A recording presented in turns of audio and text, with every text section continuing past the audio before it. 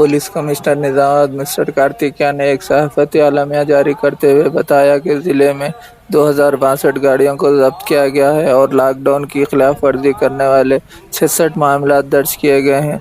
मौरिखा 23 मार्च 2020 था 11 अप्रैल 2020 जुमला 20 यौम में लॉकडाउन कर्फ्यू की खिलाफ वर्जी करने वाले निज़ामाबाद आरमूर बोधन के गाड़ियों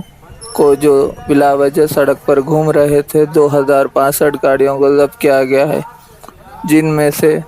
two wheelers 1420, auto 555, four wheeler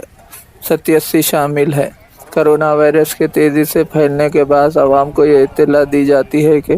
रात 7 बजे तक सुबह 6 बजे तक कर्फ्यू के दौरान कोई घर से बाहर ना आए। अगर इमरजेंसी हो तो पुलिस के पास साथ बाहर आए, वरना इन पर कानूनी कार्रवाई की जाएगी।